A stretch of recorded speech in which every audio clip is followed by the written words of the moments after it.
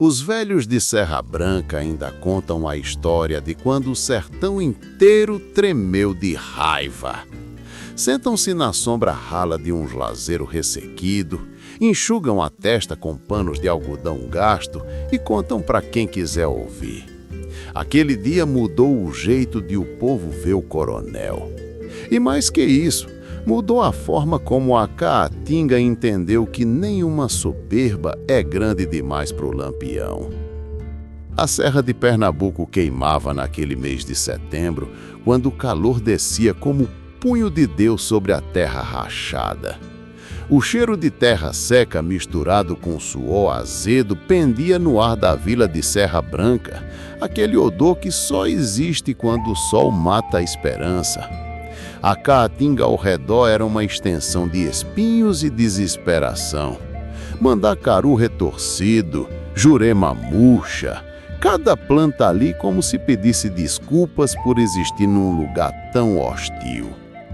Os caminhos da vila não eram nem de poeira fina, mas sim aquele pó cinzento que se gruda nas juntas dos homens e não sai mais. Marca daqueles que vivem no sertão como cicatriz de fogo. Esta é a história de 3 humilhações e uma resposta.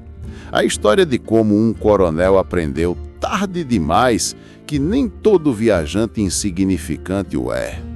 A história de como o sertão cobra suas dívidas com juros de sangue. A história de como o Lampião transformou vergonha em justiça e arrogância em cinzas. Ninguém humilha Lampião sem pagar o preço. E o preço, vocês vão descobrir, foi cobrado diante de todos, com o peso da terra e o gosto da lama.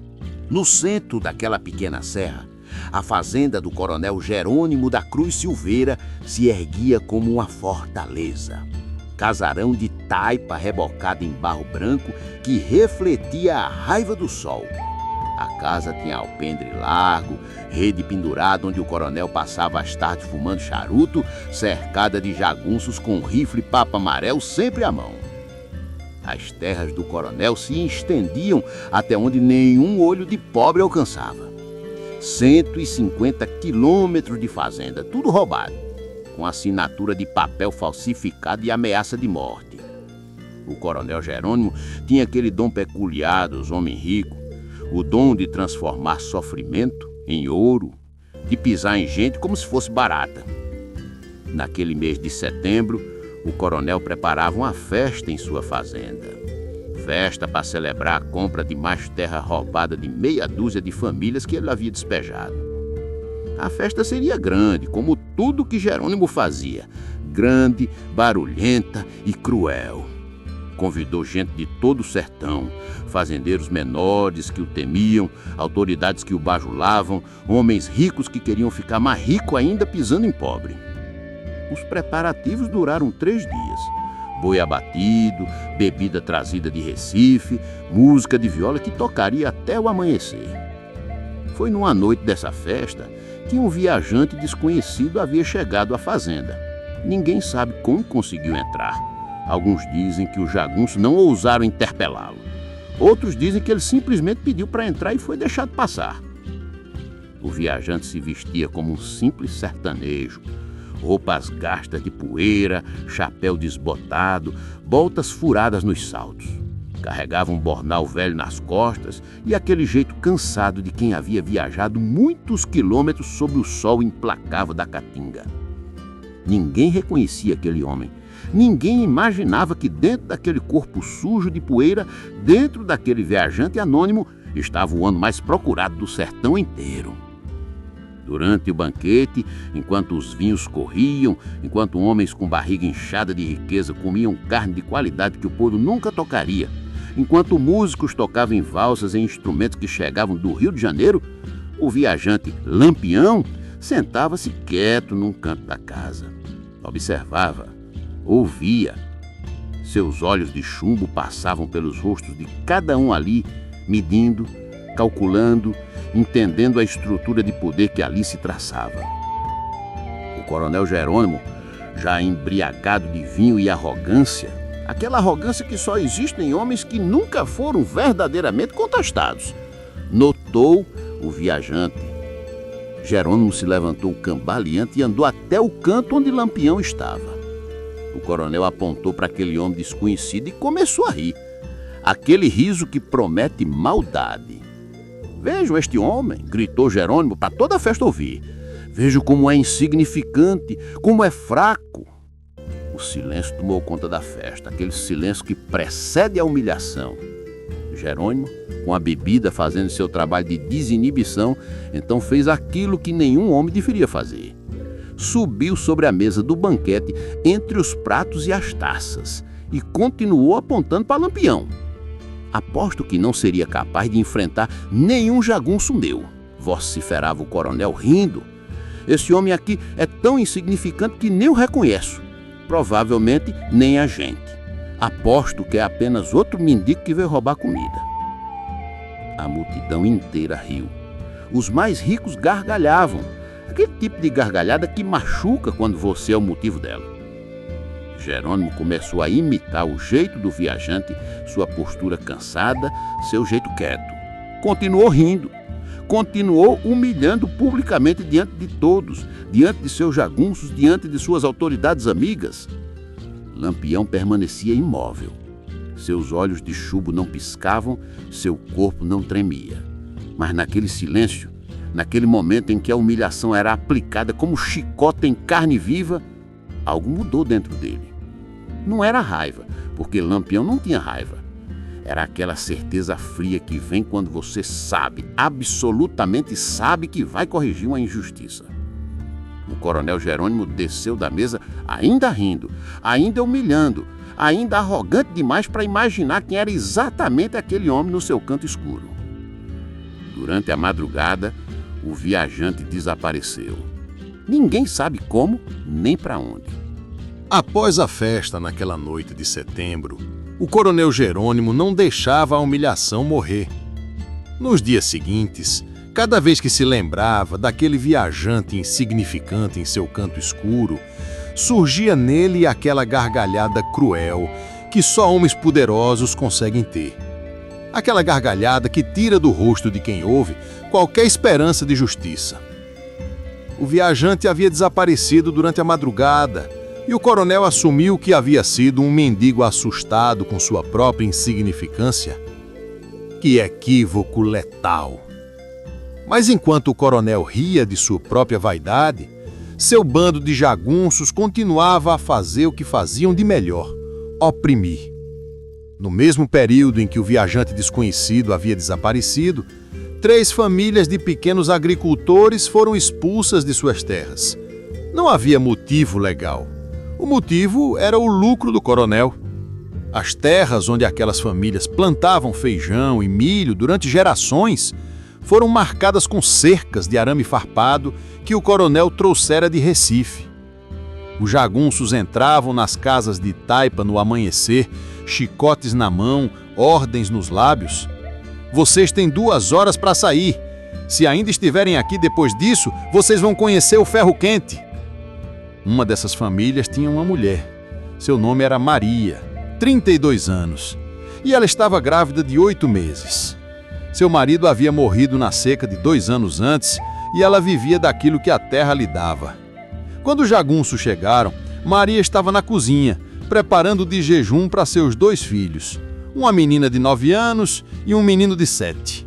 O cheiro de broa de milho ainda pendia no ar quando os homens romperam a porta. Maria ouviu aquele barulho, o som seco de madeira rachada, e seu corpo todo tremeu. O medo é um cheiro, e naquele momento Maria cheirava como suor azedo misturado com o ferro das lágrimas que começavam a descer de seus olhos. O jagunço-chefe, um homem chamado Beré, tinha cicatriz que saía do canto da boca até a orelha, marca de faca antiga que alguém lhe havia dado e que ele carregava como prova de que era capaz de sangrar, mas nunca de morrer. Beré era o tipo de homem que só encontrava prazer em fazer mal. Olhou para Maria, sua barriga grande, arredondada pela vida que crescia dentro dela, e sorriu daquele jeito que promete sofrimento. "Seu coronel quer essa terra", disse Beré, com aquela voz que parecia vir das profundezas de um poço escuro. E tudo que não serve para o negócio dele, a gente tira. Maria tentou impedir que os jagunços pegassem suas coisas. Rede que havia tecido com as próprias mãos, panela de barro herdada de sua mãe, sementes de feijão que guardava para o plantio. Quando ela tentou proteger uma caixa de madeira onde guardava as roupas dos filhos, Beré empurrou-a com força, aquela força que tem peso de ferro, e ela caiu sobre a parede de taipa.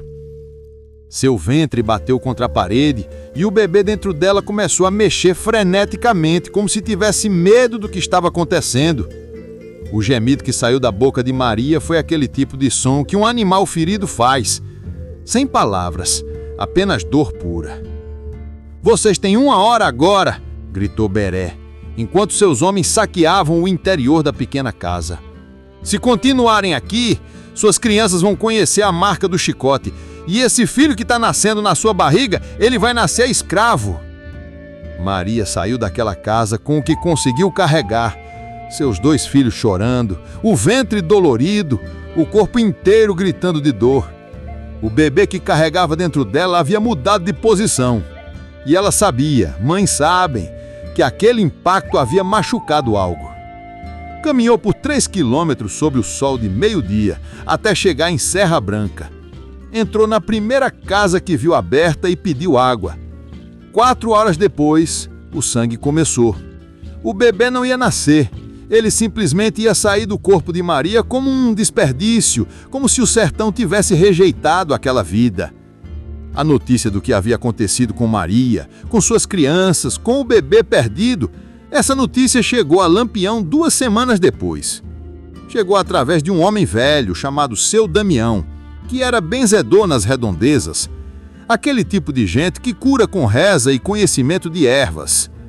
Seu Damião havia cuidado de Maria durante os dias em que ela sangrava, durante os dias em que a febre tomava conta do seu corpo e fazia ela delirar. Seu Damião sabia quem tinha feito aquilo. Todo o sertão sabia. O coronel Jerônimo e seus jagunços. Lampião estava acampado numa grota a 20 quilômetros de Serra Branca quando seu Damião chegou. O velho caminhava sozinho, descalço sobre pedras quentes, carregando uma garrafa d'água e uma mensagem que queimava em seu peito. Corisco foi primeiro a ver o homem vindo. Notou o jeito cansado de quem havia viajado longe. Notou o semblante de quem traz mais notícias. Levou seu Damião até Lampião. Lampião estava limpando a arma quando o velho chegou. Não levantou o rosto, não ofereceu água, apenas disse: "Fala, velho, sei que está aqui por razão forte." A voz de Lampião naquele momento era aquela voz que parecia vir de dentro da terra, daquele tom que os homens só usam quando sabem que vão fazer algo definitivo. Seu Damião contou tudo. Contou sobre Maria, contou sobre suas crianças, contou sobre o bebê que devia nascer, mas não nasceu. Contou sobre Beré e os jagunços, contou sobre o coronel que humilhava homens na sua festa. Conforme o velho falava, Lampião continuava limpando sua arma, os movimentos se tornando mais lentos, mais precisos, como se aquele rifle se tornasse extensão de sua vontade de justiça. Quando seu Damião terminou de falar, o silêncio tomou conta da grota. Aquele silêncio que não é vazio, é aquele silêncio cheio de decisões que vão mudar tudo. Lampião finalmente levantou o rosto e seus olhos de chumbo queimado encontraram os olhos do velho benzedor. "Me leva até essa mulher", disse Lampião. "Quero ouvir dela mesmo o que aconteceu." 3 horas depois, Lampião estava na casa onde Maria recuperava-se da hemorragia. A mulher estava deitada numa rede velha, seus olhos vazios de qualquer esperança. As crianças dormiam ao lado dela. Lampião sentou-se ao lado da rede e pediu para Maria contar o que aconteceu. Ela contou cada detalhe, cada momento do medo, cada segundo de dor. E quando terminou, Lampião colocou a mão sobre a mão dela, aquela mão de homem que havia tirado muitas vidas, e disse algo que Maria nunca ia esquecer. "Pois é, mulher. Aquele viajante que o coronel humilhou na sua festa. Eu sou esse viajante e não vou deixar esse crime sem resposta." A notícia do desmascaramento, que o viajante humilhado era Lampião, chegou ao coronel Jerônimo no mesmo dia. Um de seus jagunços havia visto Lampião entrando em Serra Branca. Outra havia reconhecido seu bando acampando próximo. O coronel, que antes se sentia invulnerável, começou a sentir aquele frisson, aquele frio que invade o corpo quando você finalmente percebe que cometeu um erro imenso. Jerônimo tentou se preparar.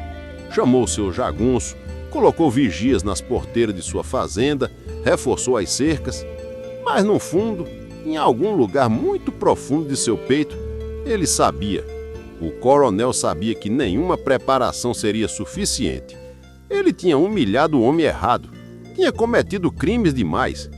E agora Lampião havia tirado sua máscara, revelado quem era e desaparecido na caatinga. O coronel passava as noites acordado, ouvindo cada som, interpretando cada vento como o galope de cavalos de Lampião se aproximando. Comia pouco, fumava charuto atrás de charuto para tentar acalmar os nervos, ordenava a seus jagunços que fizessem rondas, mas ninguém via nada. Lampião era fantasma no sertão, e um fantasma que vinha cobrar uma dívida. Mas mesmo com o medo crescendo em seu peito como erva daninha, a arrogância do coronel ainda pulsava. Durante o dia, quando o sol queimava e ele bebia cachaça no alpendre, Jerônimo se convencia de que estava seguro. Afinal, tinha 20 jagunços armados, tinha porteiras reforçadas, tinha aliados em toda a região. "Nenhum cangaceiro me alcança", dizia ele para Beré e os outros homens. "Deixa esse Lampião vir, vou mostrar a ele quem manda nessa serra." A arrogância é uma doença que mata devagar. Primeiro cega, depois paralisa, finalmente entrega o homem à morte. E o coronel Jerônimo, mesmo sabendo quem estava vindo atrás dele, mesmo tendo testemunhado pessoalmente aquele silêncio mortal nos olhos de Lampião durante a festa, ainda acreditava que seu poder era maior que a justiça do sertão. Continuava rindo da humilhação que havia aplicado. Continuava zombando do viajante insignificante para seus convidados. Continuava contando a história como se fosse vitória, como se ter humilhado Lampião fosse motivo de orgulho e não sentença de morte. "Vocês deviam ter visto a cara dele", dizia o coronel durante os jantares, já embriagado. "Quieto como um rato assustado, aceitando tudo que eu falei. Lampião não passa de covarde que só ataca gente desarmada." Beré e os outros jagunços riam, mas era aquele riso forçado de quem sabe que a morte está chegando e prefere fingir que não está. À noite, quando o coronel finalmente caía no sono pesado da bebida, ele sonhava com aqueles olhos de chumbo queimado que o haviam observado da sombra durante a festa. Sonhava com aquele silêncio que prometia vingança. Sonhava com uma mesa onde ele era forçado a subir, mas dessa vez não para humilhar, e sim para ser humilhado. Acordava suando, gritando, buscando a arma debaixo do travesseiro, e durante o dia voltava a ser arrogante, voltava a zombar, voltava a acreditar que estava seguro. 3 humilhações completas: a pública na festa, a coletiva contra o povo e agora esta, a arrogância que continuava mesmo depois de saber quem havia ofendido. O coronel Jerônimo não apenas havia humilhado o Lampião, ele continuava humilhando, continuava zombando, continuava cuspindo na face da justiça, mesmo depois de saber que ela vinha a cavalo, armada e implacável. O sertão tem memória longa e paciência curta. E aí, cabra? Se gostaram desse começo arretado, deixem aquele like, rapaz! E se não é inscrito ainda, se inscreve logo no canal que tem muita história massa do Lampião por aqui. Bora continuar! A grota onde Lampião acampava com seu bando naqueles dias tinha paredes de pedra escura, com marcas de água de chuvas antigas. A última havia sido 2 anos antes, quando o sertão ainda tinha misericórdia. O ar dentro daquela grota era fresco, úmido, um contraste brutal com o calor mortificante que reinava lá fora. Lá dentro, Lampião reuniu seus homens. Não havia necessidade de gritar, não havia necessidade de fazer discurso inflamado. Cada um dos homens ali sabia. Aquele silêncio pesado significava guerra. Corisco foi o primeiro a se aproximar de Lampião com a pergunta que queimava no peito de todos. "Como vamos fazer isso, chefe? O coronel está blindado na sua fazenda, tem jagunços em cada canto, tem porteira reforçada, tem tudo preparado para uma invasão." Zé Baiano, o estrategista, Levantou a mão. Deixa eu pensar nisso, Corisco. Invasão direta é o que ele está esperando. Ele quer que a gente chegue atirando, gritando, fazendo barulho. Ele quer se sentir um mártir, um homem que lutou contra o cangaceiro. Lampião assentiu com a cabeça. Aquele gesto lento que significava aprovação. Zé Baiano continuou. Nós não invadimos, nós chegamos como gente, como trabalho, como negócio. 2 de nós chegam primeira coisa pela manhã, quando a energia dos jagunços está baixa, pedindo emprego. Dizem que são vaqueiros fugidos da Bahia procurando trabalho. Volta Seca, que havia permanecido silencioso na sombra, falou sua primeira e única sentença. Eu e Corisco, vamos como vaqueiros. O plano se desdobrou ao longo das próximas horas de conversa. Enquanto o sol descia lá fora, jogando suas últimas luzes vermelhas sobre a caatinga, aqueles homens transformavam humilhação em estratégia. A ideia era simples em sua perfeição. 2 homens entrariam como candidatos a emprego.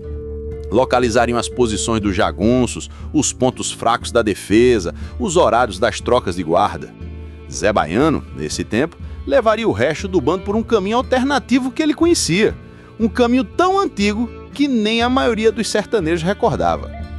Viriam pela serra, desceriam pela bacia seca do riacho, chegariam pela retaguarda da fazenda, enquanto Corisco e Volta Seca, dentro, abrissem o caminho. E o coronel? Perguntou um dos homens do bando, um rapaz chamado Tenório, que já havia participado de 10 ações de Lampião. O coronel, respondeu Lampião com aquela voz que prometia coisas terríveis. Vai subir em uma mesa de novo, mas dessa vez não vai ser para humilhar ninguém. Ninguém precisava perguntar o que aquilo significava. A justiça poética era o código de Lampião. O homem que humilha publicamente, morre publicamente. O homem que tira de alguém sua dignidade diante de todos, tem sua própria dignidade despedaçada da mesma forma. No dia seguinte, Corisco e Volta Seca se apresentaram na porteira da fazenda do coronel bem cedo, quando o sol ainda era amarelo e não ainda aquele branco que queima. Carregavam apenas o que um vaqueiro carrega: facão na cintura, botina gasta, chapéu de couro. Corisco tinha uma cicatriz na face, aquele tipo de marca que faz jagunço respeitar jagunço. Volta Seca tinha aquele rosto inexpressivo, aquele olhar que não promete nada, nenhuma amizade, nenhuma lealdade, nenhuma misericórdia, apenas aceitação do que viesse. Beré, o jagunço-chefe, foi quem saiu para recebê-los na porteira. Seus olhos de desconfiança os varreram de cima a baixo. Aquele olhar que tenta ler se um homem é perigoso apenas pela forma como ele se move. Procuramos trabalho, disse Corisco, com um sotaque baião que havia praticado a noite toda. Vaqueiros bons, conhecemos gado, conhecemos caatinga, conhecemos fazer o que é pedido sem fazer perguntas. Beré, que havia humilhado mulher grávida sem piscar, que havia cometido 10 crimes sem sofrer sequer um arranhão de culpa, cometeu seu único erro. Acreditou que 2 vaqueiros miseráveis não poderiam ser ameaça. Seu coronel está contratando? Perguntou Volta Seca com aquela voz que parecia vir de um poço bem fundo. Tá, mas antes que Beré pudesse continuar, Corisco interrompeu. Sabemos que teve problema recente, sabemos que tem gente boa procurando. A gente ouve tudo no sertão, seu Beré. A gente sabe que Lampião está nessa região. Aquilo foi estratégico. Mencionar Lampião é criar medo. E medo faz homem cometer erro. Beré abriu a porteira.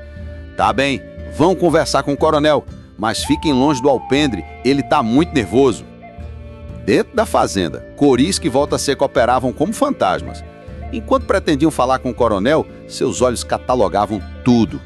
2 jagunços dormindo embaixo da árvore, torno noturno cansado, um terceiro observando o sul da fazenda, ponto onde podia ser escalado, uma janela nos fundos que não tinha tranca, ponto de entrada, nota mental, memorizado, passarinho para Zé Baiano quando saíssem. Passaram 3 horas dentro da fazenda para conseguir falar com o coronel.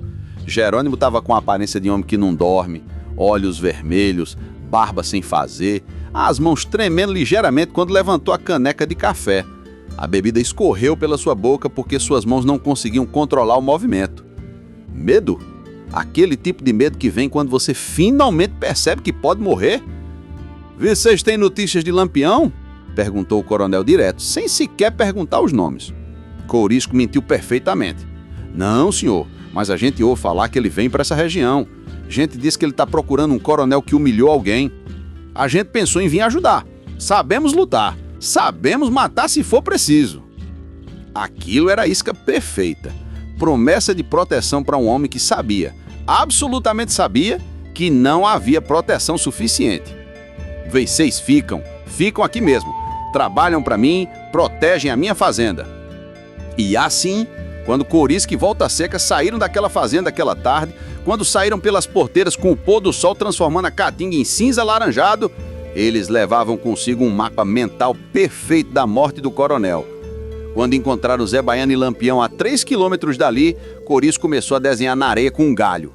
Aqui é o alpendre, aqui dorme o coronel, aqui ficam os jagunços mais perigosos.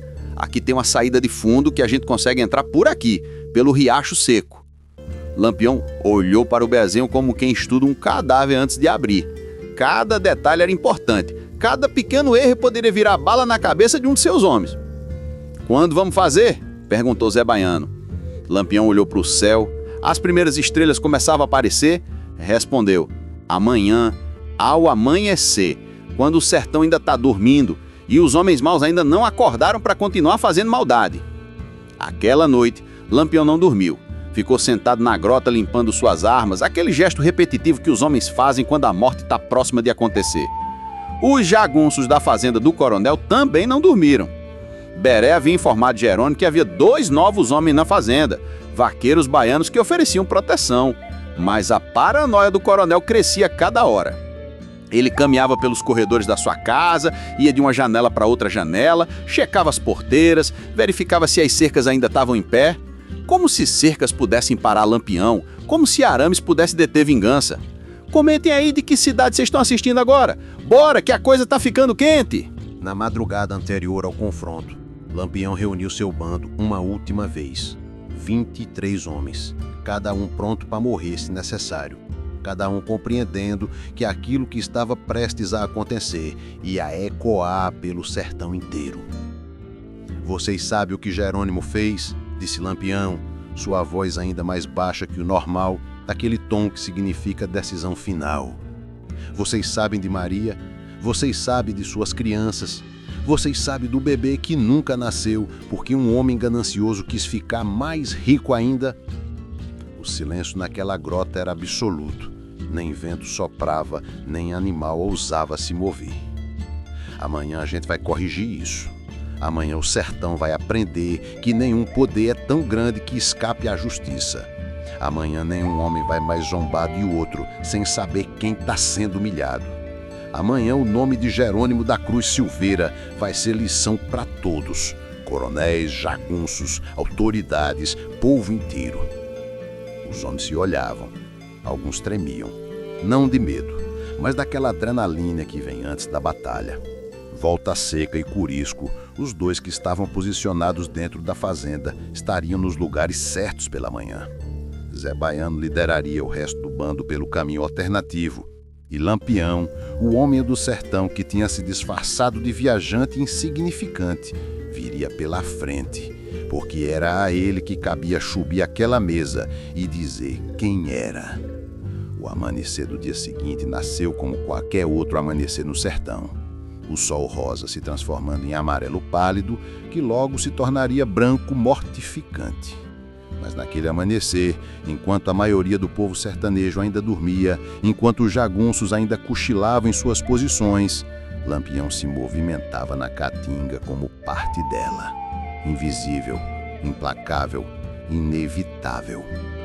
O amanhecer em Serra Branca naquele dia teria um gosto metálico, o gosto do sangue que ainda não havia sido derramado, mas que o ar já pressenteava.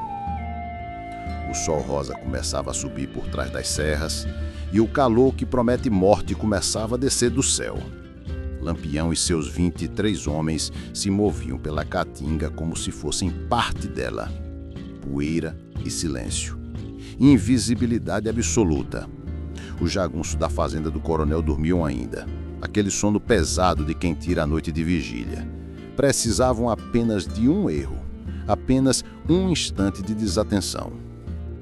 Corisco e Volta Seca, que estavam posicionados dentro da fazenda desde o dia anterior, como vaqueiros baianos, se posicionaram nos pontos corretos.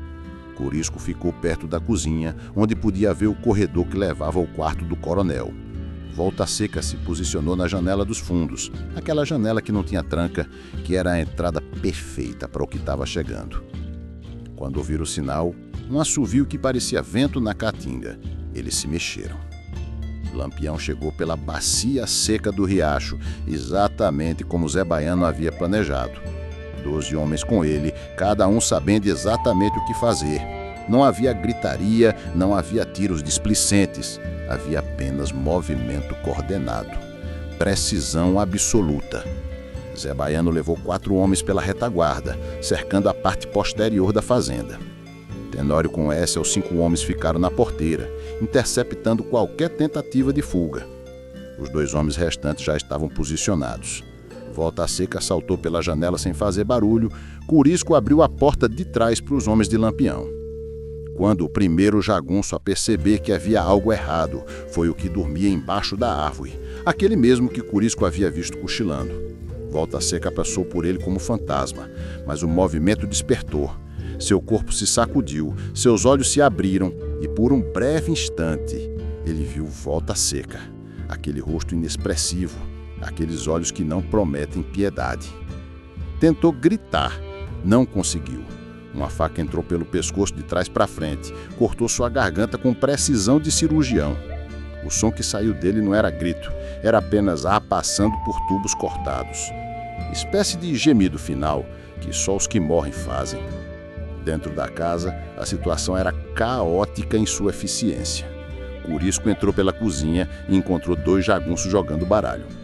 Ninguém esperava verdadeiramente que Lampião chegaria ali, naquela fazenda, naquele lugar.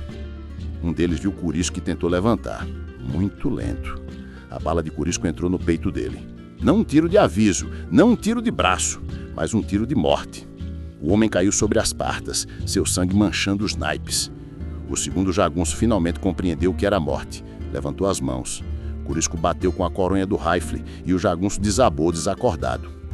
Os tiros começaram. Primeiro tiro, segundo tiro, terceiro tiro. O som da violência acordando a fazenda inteira. Lampião entrou pela frente, sua silhueta preenchendo a porta como promessa de inferno. Seus homens entraram atrás, movendo-se como força da natureza. O coronel Jerônimo acordou com os disparos, aquele som que ele havia ouvido nos seus pesadelos a noite toda. Saltou da cama, buscou a arma que havia guardado embaixo do colchão, mas suas mãos tremiam tanto que a deixou cair. Tentou correr, não conseguiu. Lampião o alcançou no corredor, aquele corredor que tinha paredes de taipa e uma janela que deixava entrar a primeira luz do dia. O coronel tentou lutar. Conseguiu desferir um soco que acertou a mandíbula de Lampião. Aquele era o último gesto de desespero de um homem que sabia que ia morrer. Lampião recebeu o soco como quem recebe o sopro de uma criança. Respondeu com um golpe que quebrou os dentes de Jerônimo. O sangue começou a escorrer pela boca do coronel. Tinto. Quente. Promessa de mais dor. Levaram o coronel para a praça de Serra Branca. Não era um traslado discreto, era uma procissão. Lampião caminhava na frente, seus homens ao redor do coronel, e atrás deles o povo inteiro começava a sair de suas casas ouvindo a comoção.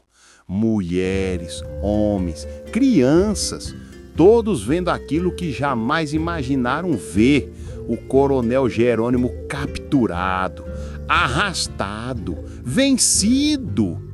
O coronel sangrando pelos dentes, pelo nariz, pelo rosto, pois Corisco havia continuado batendo dentro da fazenda enquanto Lampião o imobilizava. O caminho da fazenda até a praça levava 15 minutos a cavalo, mas Lampião fez questão de que fosse a pé. Fez questão de que o coronel caminhasse pelas mesmas ruas onde havia oprimido o povo durante anos. Pelas mesmas ruas onde suas vítimas haviam passado expulsas, humilhadas, destroçadas. A cada passo mais gente saía de suas casas. A cada passo o murmúrio crescia.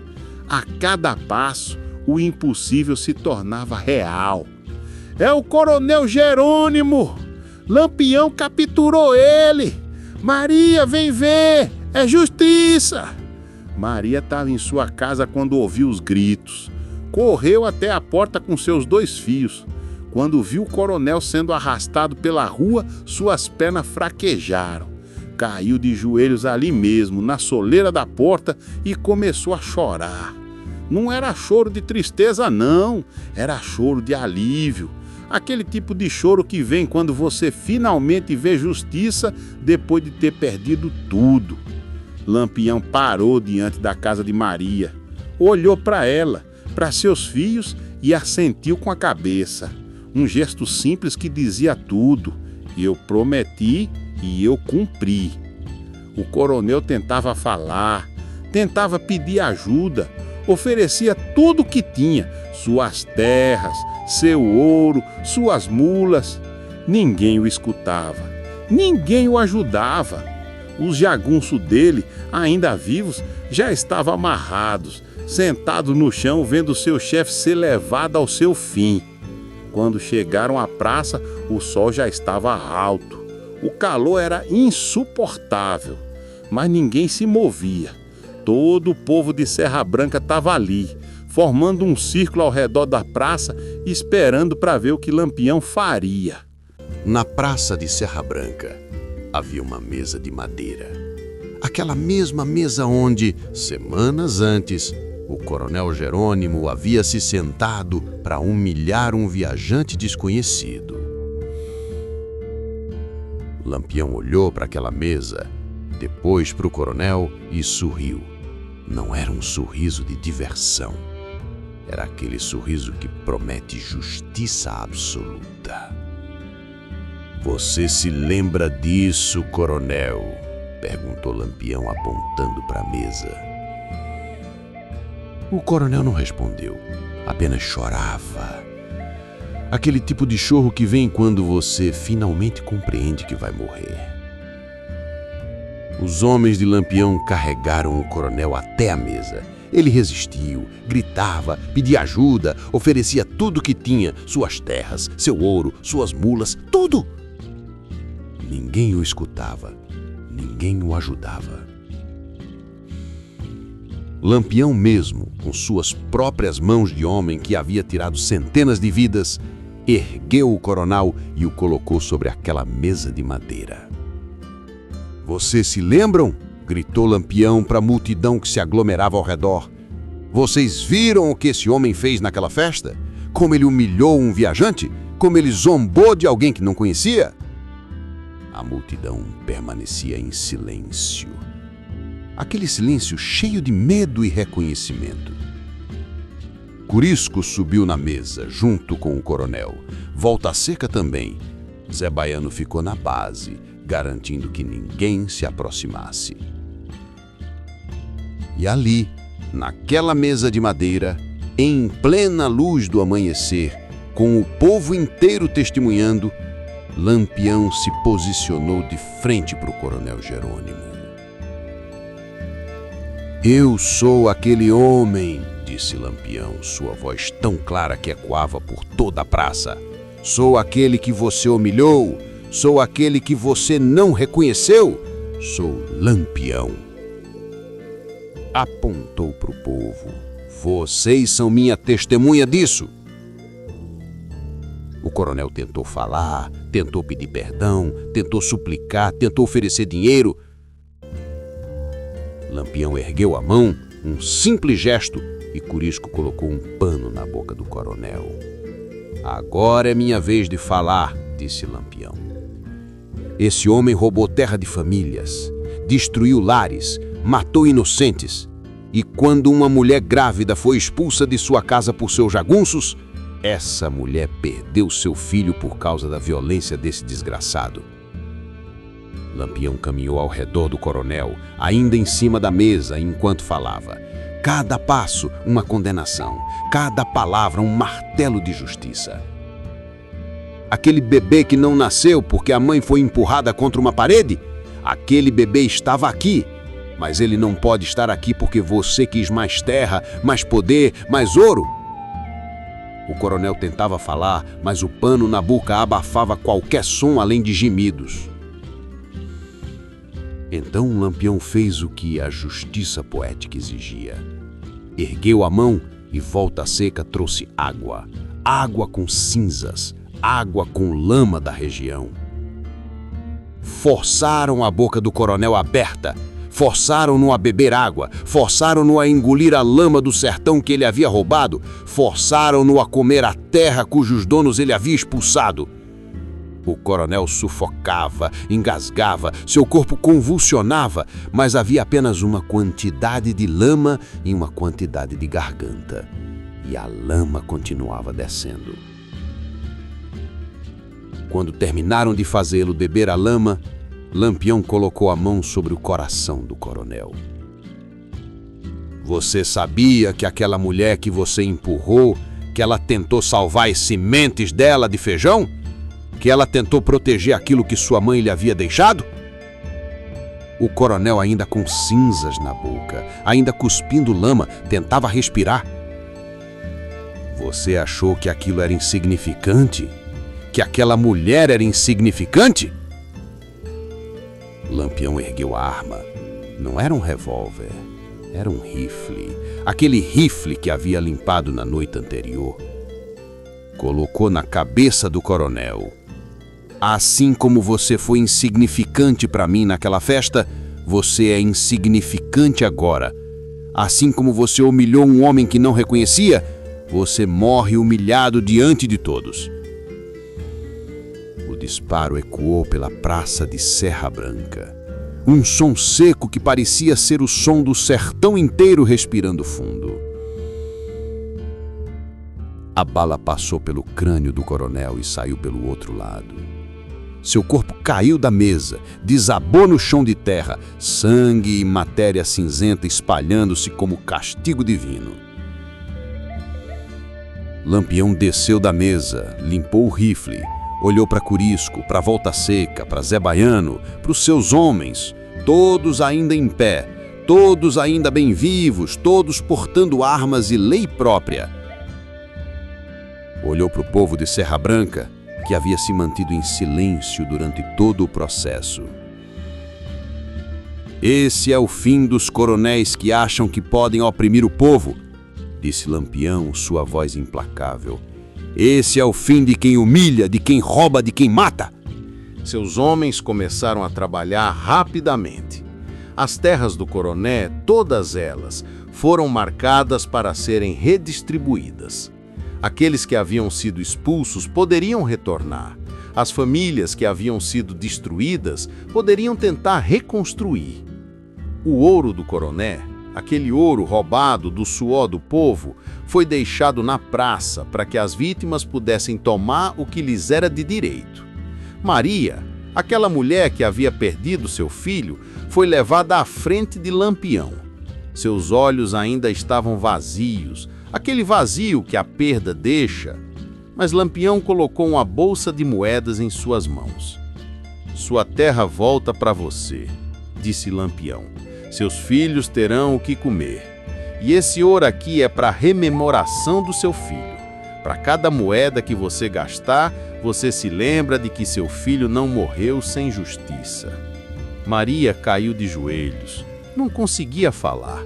Apenas chorava. Aquele tipo de choro que é purificação. Seus filhos correram até ela, abraçaram-na. E naquele momento, enquanto Lampião e seu bando se preparavam para partir, toda a Serra Branca compreendeu. O sertão tinha justiça. Ela podia ser brutal, podia ser violenta, podia deixar rastros de sangue, mas ela existia. Os jagunços sobreviventes do coroné foram amarrados em árvores, deixados lá para que a comunidade decidisse o que fazer com eles.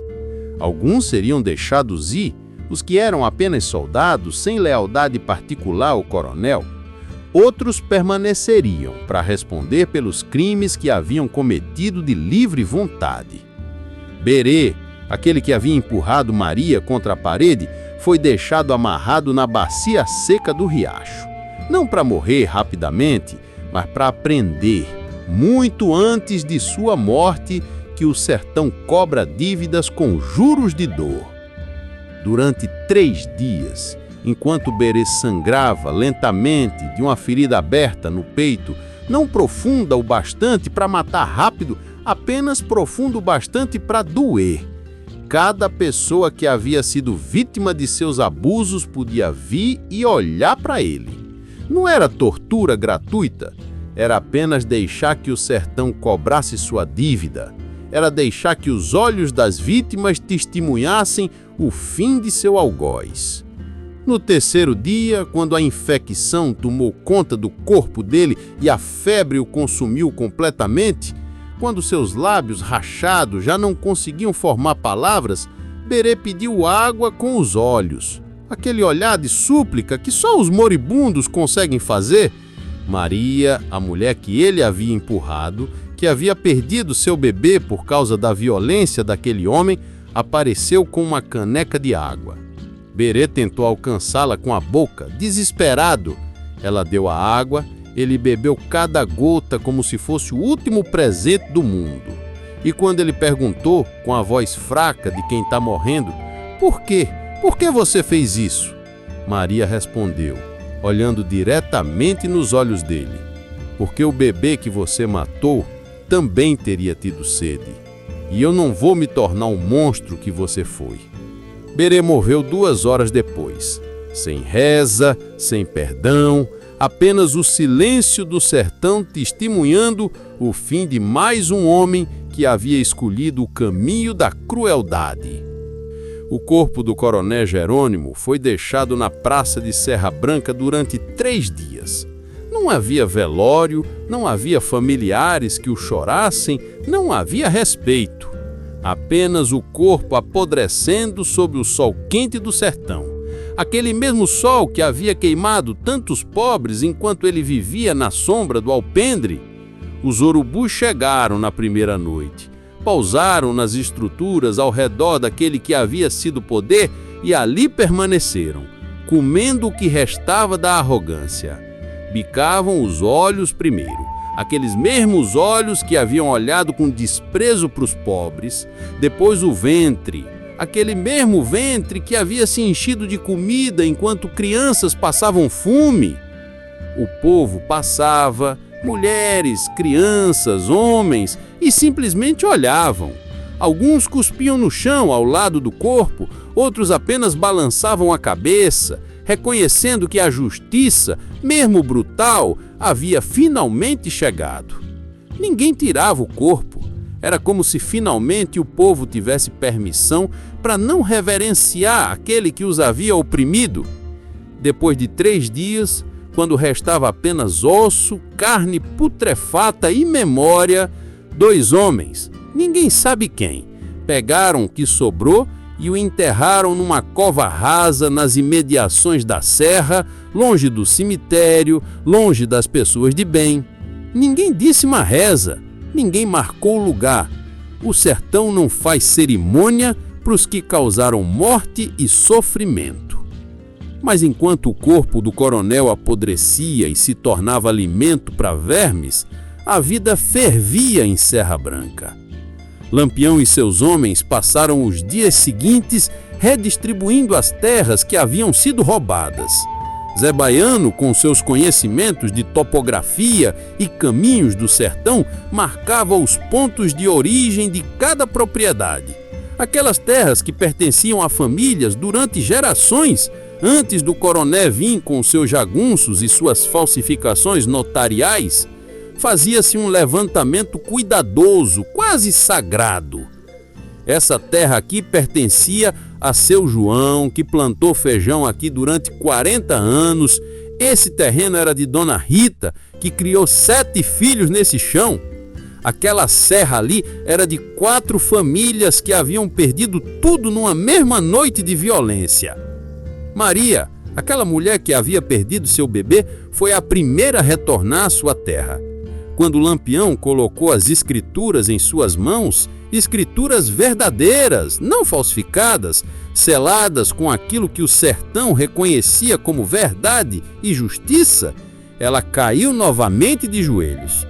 Mas não era desespero, era um tipo de alívio que só quem perdeu tudo consegue compreender quando recupera alguma coisa. Era a sensação de que a terra, aquela terra onde a mãe havia nascido, onde ela mesmo havia crescido, onde deveria ter enterrado o cordão umbilical de seu filho, finalmente voltava para suas mãos. Seus filhos correram pela terra que era deles, aquela terra que o coronel tentava tomar. A menina de 9 anos, aquela mesma que havia presenciado a expulsão violenta, começou a desenhar na poeira, com um graveto. Fazia um desenho tosco de uma mulher com a barriga redonda. Era o irmão dela que nunca nasceu. Era a memória que ela carregaria para sempre. Maria tocou na cabeça da sua filha e chorou. Mas era um choro diferente agora. Não era apenas dor, era também esperança. Era a certeza de que seu filho, mesmo não tendo nascido, não havia morrido em vão. Sua morte havia trazido justiça para um sertão inteiro. Com o ouro do coronel, Lampião formou um fundo que seria distribuído entre as vítimas de seus crimes. Cada família que havia sido expulsa recebia uma quantidade proporcional ao que havia perdido. Era ouro roubado que retornava para as mãos de quem havia trabalhado para ganhá-lo. A ironia e a justiça poética disso não escapava a ninguém. Uma viúva que havia sido expulsa 3 anos antes e que havia perdido seu marido, morto pelos jagunços do coronel quando tentou defender sua terra, recebeu ouro suficiente para comprar 2 mulas, ferramentas novas e sementes para plantar durante 5 colheitas. Ela havia perdido tudo: marido, terra, esperança. Agora pelo menos tinha algo para recomeçar. Quando Lampião colocou o ouro em suas mãos trêmulas, ela olhou para aquele homem, aquele cangaceiro que a lei oficial perseguia, mas que o povo via como justiceiro, e disse apenas isso: que Deus o abençoe, Lampião, que Nossa Senhora proteja cada passo seu. E ele respondeu com aquela voz ainda implacável, mas com um brilho diferente nos olhos: que Deus abençoe quem merece, mulher. Eu apenas trouxe justiça. O resto é com vocês. Façam dessa terra um lugar melhor do que era antes. Lampião permaneceu em Serra Branca por mais 1 semana. Durante aquele tempo, ele não era apenas cangaceiro, não era apenas guerreiro, era juiz, era legislador, era arquiteto da nova ordem que nascia sobre as cinzas da velha. Sentava-se todas as noites sobre o juazeiro da praça, aquele mesmo juazeiro onde os velhos sempre se sentavam para contar histórias e as pessoas vinham até ele com seus problemas, suas disputas, suas dúvidas. Uma disputa de terra entre 2 vizinhos que brigavam há anos por causa de uma cerca mal posicionada. Lampião ouvia os 2 lados com paciência, caminhava até o terreno, media com seus próprios passos e decidia com aquela justiça crua que só o sertão compreende. Não havia advogados, não havia papéis intermináveis, apenas o bom senso de quem conhece a terra e respeita quem a trabalha. Uma mulher que havia sido desonrada por um homem que prometeu casamento tomou sua vigília. Seus homens começaram a trabalhar rapidamente. As terras do coronel, todas elas, foram marcadas para serem redistribuídas. Aqueles que haviam sido expulsos poderiam retornar. As famílias que haviam sido destruídas poderiam tentar reconstruir. O ouro do coronel, aquele ouro roubado do suor do povo, foi deixado na praça para que as vítimas pudessem tomar o que lhes era de direito. Maria, aquela mulher que havia perdido seu filho, foi levada à frente de Lampião. Seus olhos ainda estavam vazios, aquele vazio que a perda deixa, mas Lampião colocou uma bolsa de moedas em suas mãos. Sua terra volta para você, disse Lampião. Seus filhos terão que comer, e esse ouro aqui é para a rememoração do seu filho. Para cada moeda que você gastar, você se lembra de que seu filho não morreu sem justiça. Maria caiu de joelhos. Não conseguia falar, apenas chorava, aquele tipo de choro que é purificação. Seus filhos correram até ela, abraçaram-na, e naquele momento, enquanto Lampião e seu bando se preparavam para partir, toda a Serra Branca compreendeu. O sertão tinha justiça. Ela podia ser brutal, podia ser violenta, podia deixar rastros de sangue, mas ela existia. Os jagunços sobreviventes do coronel foram amarrados em árvores, deixados lá para que a comunidade decidisse o que fazer com eles. Alguns seriam deixados ir, os que eram apenas soldados, sem lealdade particular ao coronel. Outros permaneceriam para responder pelos crimes que haviam cometido de livre vontade.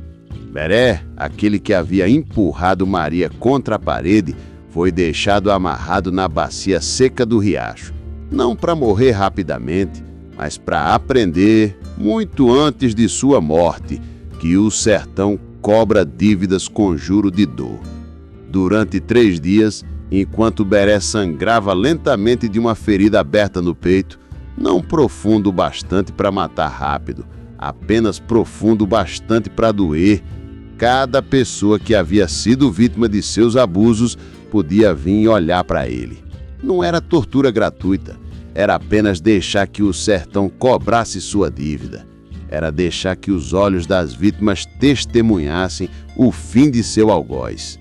No 3º dia, quando a infecção tomou conta do corpo dele e a febre o consumiu completamente, quando seus lábios rachados não conseguiam formar palavras, Beré pediu água com os olhos.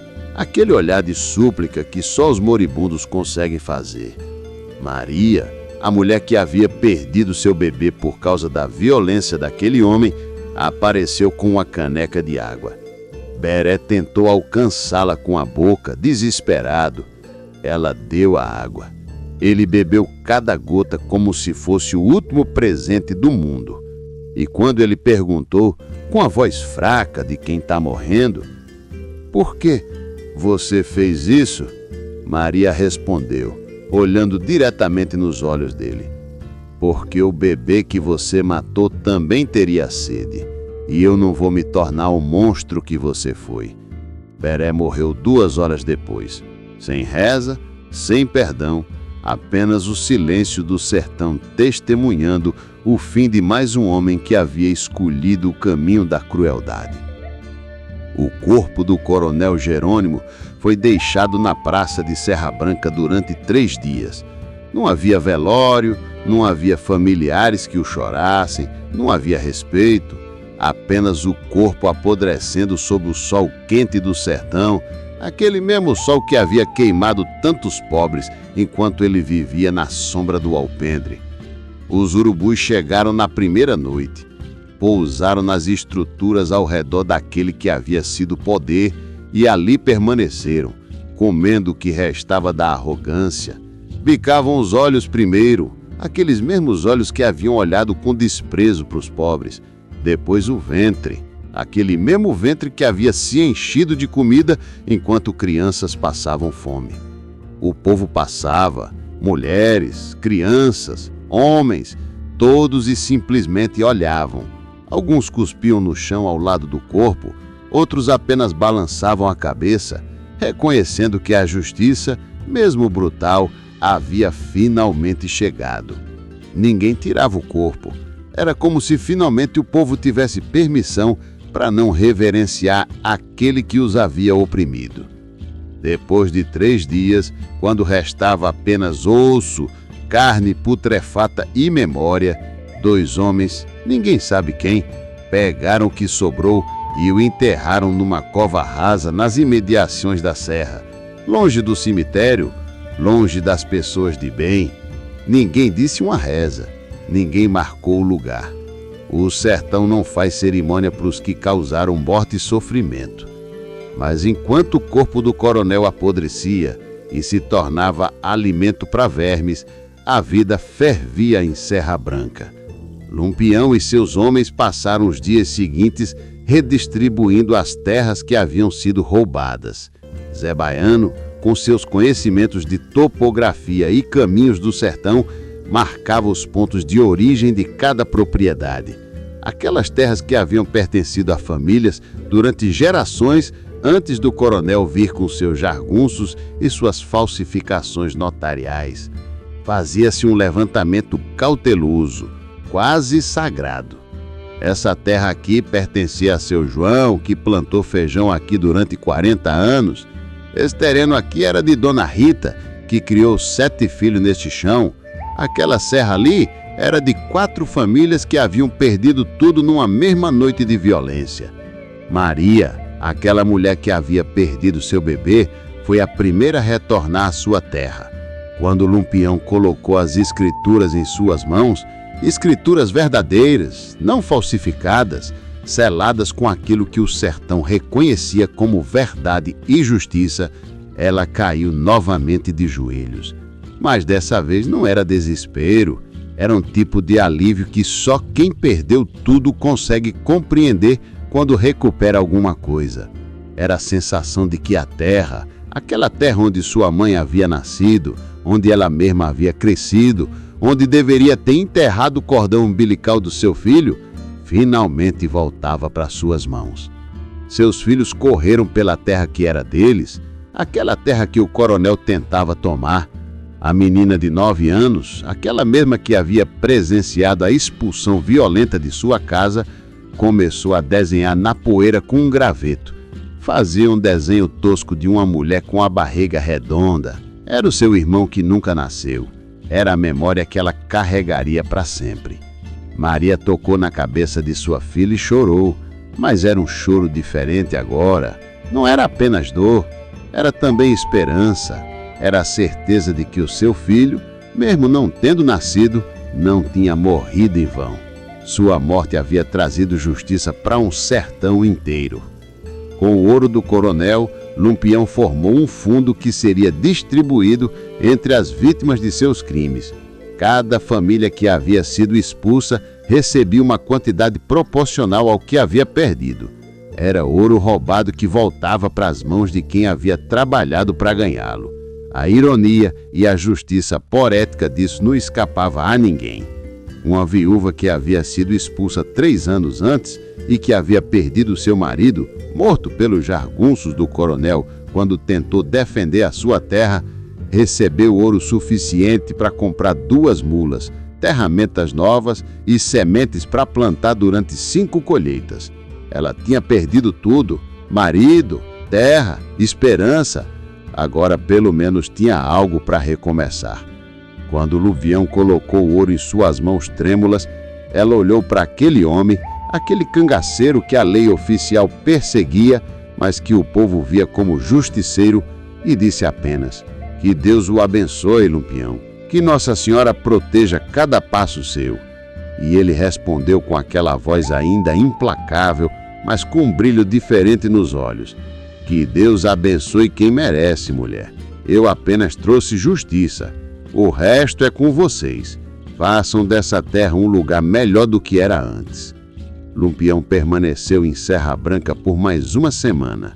Durante aquele tempo, ele não era apenas cangaceiro, não era apenas guerreiro, era juiz, era legislador, era arquiteto da nova ordem que nascia sobre as cinzas da velha.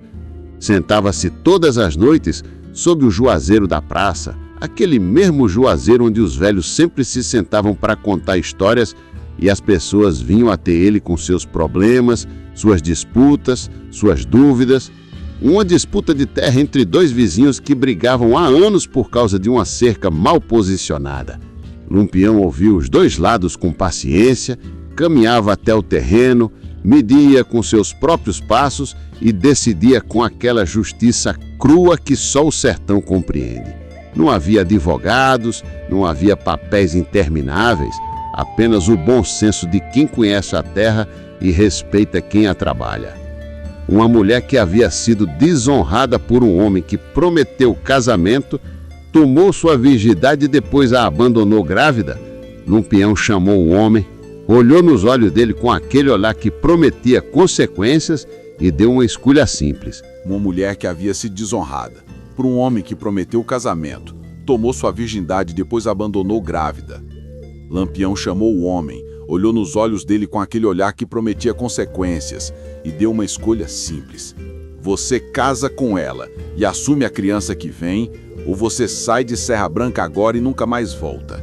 Se voltar e eu souber, você vai conhecer a mesma mesa que o coronel conheceu. O homem escolheu casar. E, curiosamente, anos depois, aquele casamento forçado se tornaria um dos mais sólidos da região. Às vezes, a justiça é apenas fazer o homem cumprir a palavra que deu. Um ladrão de 15 anos que havia roubado comida de uma criança mais nova. Não espancou.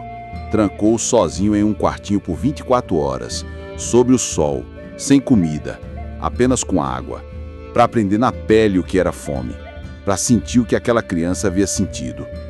Quando soltou, o garoto saiu chorando, pedindo perdão. Nunca mais roubou. Cada decisão era áspera, era dura, era implacável, mas era justa, e o povo reconhecia isso. Lampião não julgava por dinheiro, não julgava por amizade, não julgava por influência. Julgava pelo que era certo. E no sertão, onde a lei oficial raramente chegava, e quando chegava era corrupta, aquilo era revolucionário. Na 8ª noite, quando a lua cheia iluminava a caatinga e o vento soprava trazendo o cheiro de terra molhada de uma chuva distante, Lampião reuniu seu bando uma última vez em Serra Branca. Seus 23 homens se sentaram em círculo, aquele mesmo círculo que faziam nas grotas quando planejavam suas ações, quando compartilhavam comida, quando contavam histórias de suas vidas antes do cangaço. Coriço perguntou, com aquela voz que carregava cansaço de tantas batalhas: chefe, a gente fica mais um tempo aqui, o povo precisa da gente ainda. Lampião negou com a cabeça, olhando para o horizonte onde a caatinga se perdia na escuridão.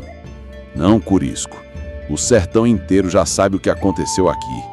A história está espalhada de um canto para o outro da Paraíba até o Ceará, de Pernambuco até a Bahia. O que tínhamos para fazer, fizemos. Demos ao povo as ferramentas da justiça. Agora eles precisam aprender a usá-las sozinhos. A gente segue. Tem outros coronéis, outras injustiças, outros lugares que precisam saber que nenhum poder é grande demais para ser desafiado. Quando amanheceu, aquele amanhecer rosa que promete calor, mas ainda traz a friagem da noite, Lampião e seu bando saíram de Serra Branca. Não havia despedidas grandiosas, não havia discursos, não havia festa. Apenas Lampião subindo em seu cavalo com aquele movimento que parecia fazer parte do animal, seus homens ao redor montando suas montarias e a caatinga os engolindo lentamente, como se nunca tivessem estado ali. Mas enquanto se afastavam, enquanto a poeira levantada pelos cascos dos cavalos criava uma nuvem dourada sob a luz do sol nascente, o povo de Serra Branca permaneceu acordado. Homens, mulheres, crianças, todos na praça, todos nas portas de suas casas, todos assistindo aqueles homens desaparecerem no horizonte como fantasmas que cumpriram sua missão. Maria, com seus 2 filhos ao lado e a mão sobre o ventre vazio onde seu terceiro filho deveria ter crescido, viu Lampião partir. Seu filho mais velho, o menino de 7 anos que havia presenciado a expulsão violenta de sua casa, perguntou com aquela inocência que só as crianças têm: mamãe, ele vai voltar? O Lampião vai voltar para proteger a gente? Maria olhou para o seu filho, depois para o horizonte onde o Lampião desaparecia e respondeu com a sabedoria que só o sofrimento ensina: não, filho. Homens como aquele não voltam. Eles não ficam em um lugar só. Eles são como o vento da caatinga. Passam, deixam sua marca e seguem para onde são necessários. Mas o que ele fez aqui, isso fica para sempre. Isso ninguém tira da gente. E assim ficou. A terra voltou para os seus donos, o ouro voltou para que havia trabalhado, a justiça, mesmo brutal, foi servida. E Serra Branca aprendeu que o sertão tem memória longa e paciência curta, que nenhuma cerca de arame, nenhum papel falsificado, nenhum jagunço armado é forte o bastante para segurar a terra quando o povo decide que é hora de tomá-la de volta.